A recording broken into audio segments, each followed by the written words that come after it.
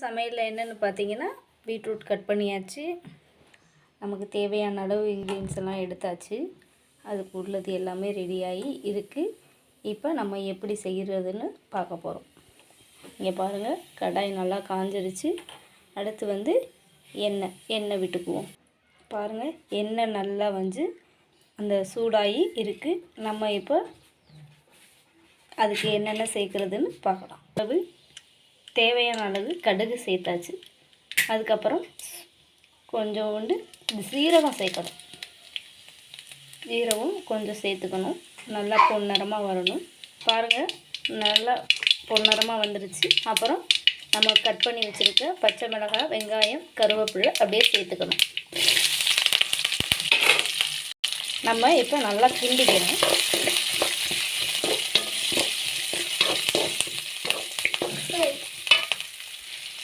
இப்போ கொஞ்சம் நல்லா வெங்காயம் பொன்னிறமாக வந்துடும் 2 நிமிஷத்தில். பாருங்கள், இப்போ வெங்காயம் பொன்னிறமாக வந்துருச்சு. அடுத்து வந்து நம்ம பீட்ரூட்டை சேர்த்துக்கணும்.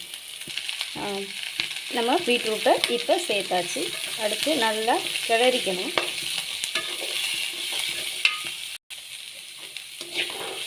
நல்லா கிளறிக்கணும். ஒரு 5 நிமிஷம் இந்த எண்ணெயிலே நல்லா வதங்க விட்டுக்கணும். இப்போ நம்ம கொஞ்சம் உப்பு சேர்த்துக்கணும், தேவையான அளவு. இப்போ நல்லா வதங்கிடுச்சு. இப்போ கொஞ்சோண்டு எண்ணெய் நம்ம விட்டுக்கணும்.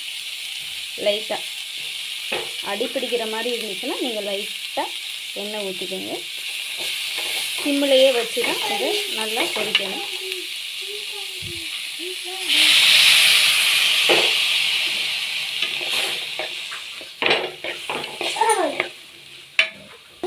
பாருங்கள், நல்லா லைட்டாக வெந்திருக்கு. இது நம்ம வெந்ததுக்கப்புறம் என்ன பண்ணணும்னா, லைட்டாக மிளகாத்தூள், தனி மிளகாத்தூளை வந்து நம்ம சேர்த்துக்கணும்.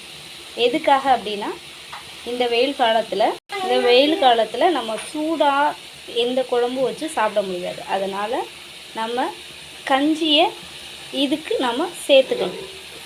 பாருங்கள், சுட சுட கஞ்சி ரெடி ஆயிடுச்சு.